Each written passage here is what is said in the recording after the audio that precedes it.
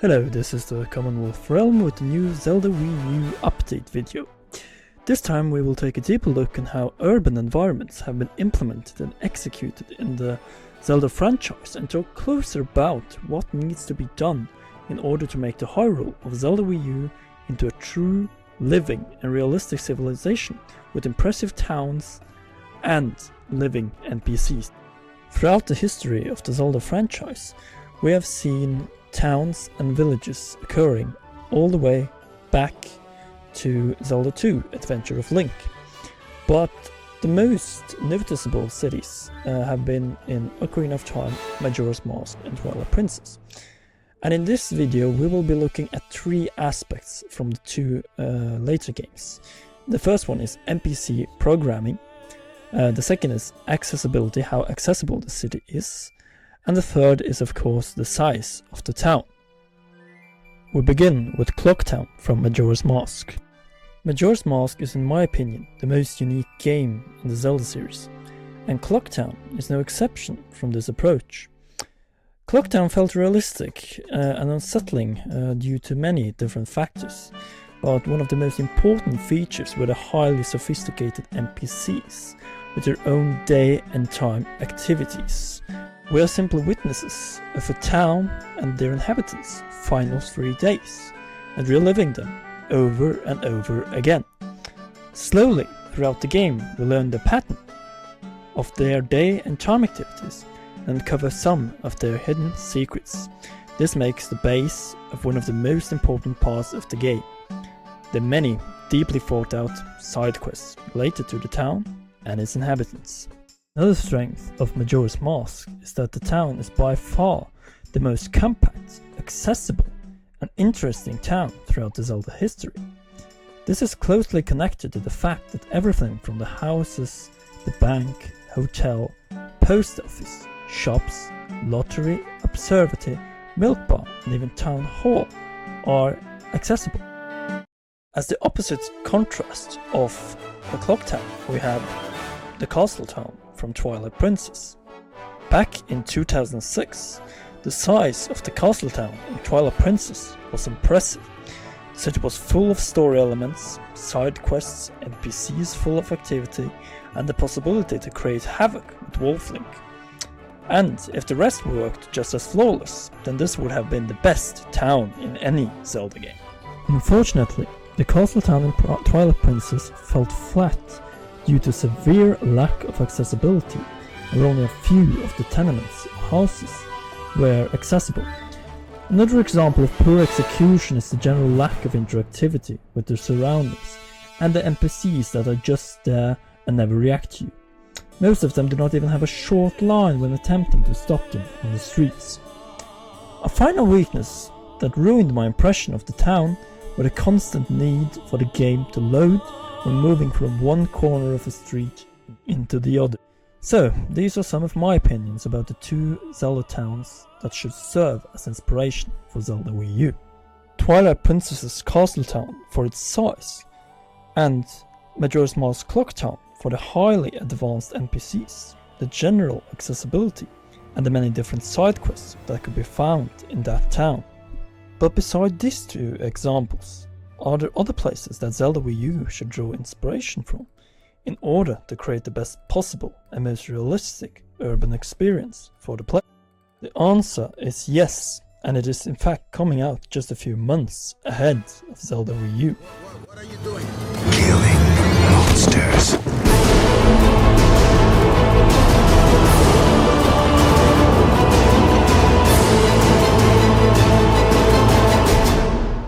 CD Projekt Red, the Polish developer studio behind the Witcher series, is putting a lot of effort in order to make Witcher 3 Wild Hunt's urban environments as real and immersive as possible.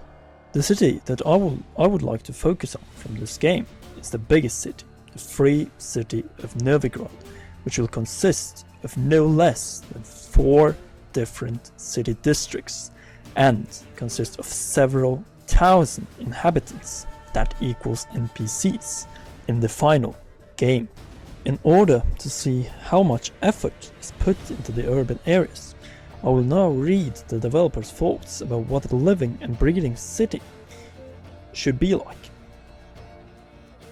This is Novigrad. It is a living, breathing ecosystem with several thousand inhabitants living in its corners. Everyone in the city, thugs, beggars, lords, loiterers and peasants, have their day and time activities, and they make the 4 different districts of the city a unique and characteristic place, worlds within a world to explore. For example, if you look to the other side of the canal, there is a small fish market there, and you of course can buy fish there. But if you meet the right people and you pay the right price, then you can get some real juicy contraband armor, weapons and secret ingredients that will aid in your adventure. In addition, it's also worth mentioning how the AIs of all NPCs consist of day and time activities, and even more how voice acting and speech have been implemented into a mechanic where all NPCs react through either gestures or speech when you move close to them. This in order to recreate the feeling of a real medieval town or city.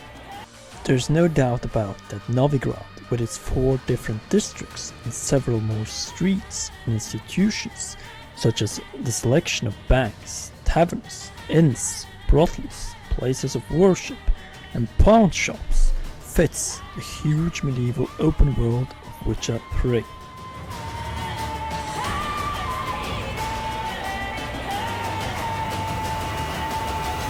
With that as our foundation, I think we are ready to move on and start talk about the 5 things that Zelda Wii U needs in terms of its urban environments and its NPCs.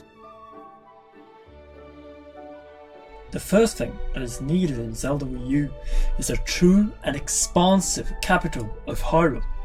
A living and breathing capital with realistic NPCs with day and time activities, full of side quests and secrets to uncover.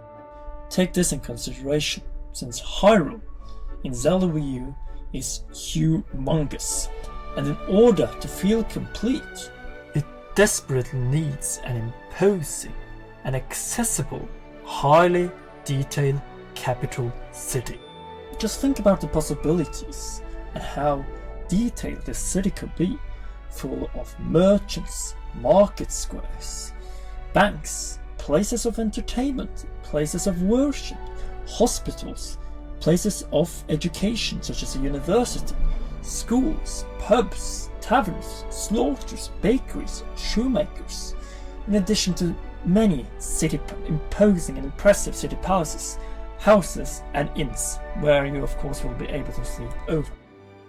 What I truly want from this game is a diverse capital city consisting of Hylians and all of the different races found in Hyrule.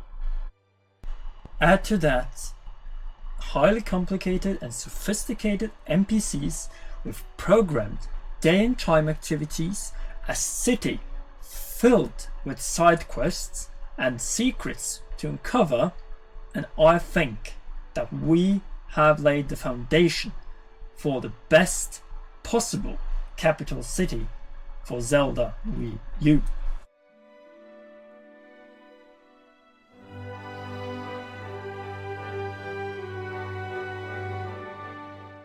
Beside the capital city, the vast open world of Hyrule in Zelda Wii U should consist of several different towns. I hope that this will be a possibility to showcase new towns such as a mountain town, a desert town, but most importantly there should be a town in each of Hyrule's different regions. In terms of size, I hope that the towns will be approximately the size of either Clock Town or Castle Town from Twilight Princess.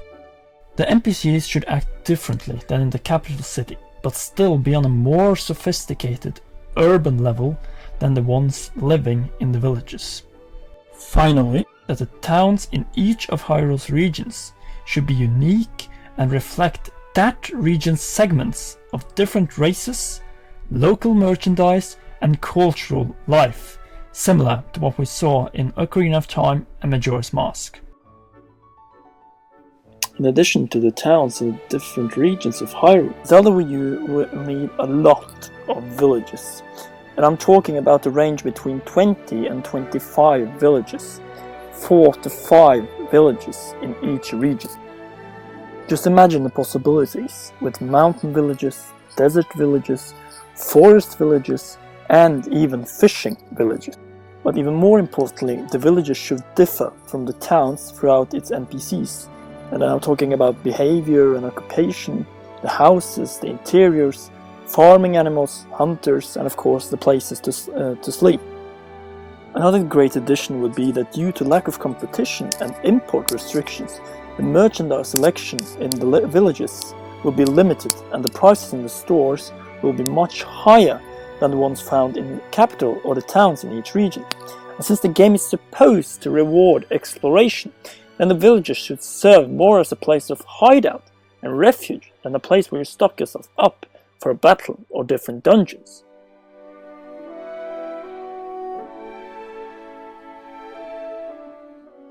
Yes, we are saving the best for the last. Improving the NPCs in the Zelda series.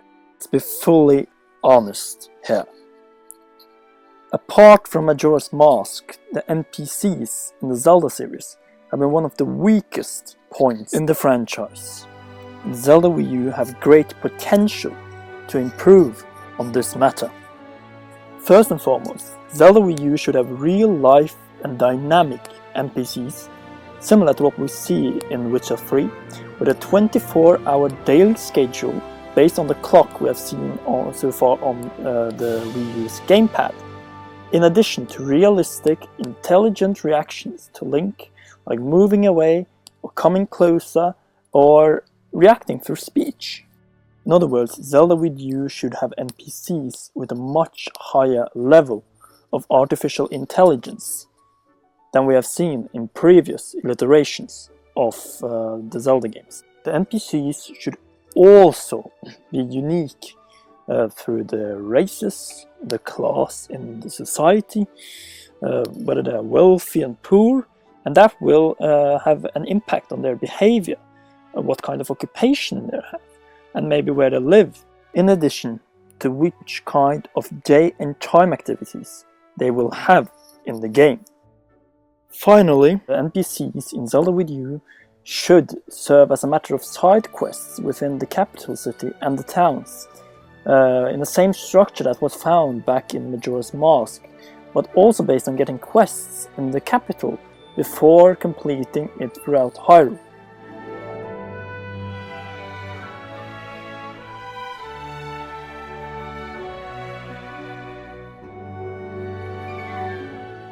Summing up, in order to create a realistic and breathing overworld, Hyrule must have essential elements of a civilization. Throughout this video I have listed up quite a lot of points and examples, and since I've been talking now for quite a while, I am now interested to hear your opinions in the comment section about these crucial game elements in Zelda Wii U. Before I sign out, I just want to add that I hope Nintendo will unveil what types of civilizations and cities we can be expecting in Zelda Wii U during their E3 presentation and demo next summer. Once again, thank you for watching this video. I'll be uploading several videos about Zelda Wii U, Witcher 3 in the near future, in addition to a Christmas special coming December 24th about Christmas traditions in the Polish-Lithuanian Commonwealth. Until next time, make sure to like, comment, share and subscribe. Merry Christmas everyone!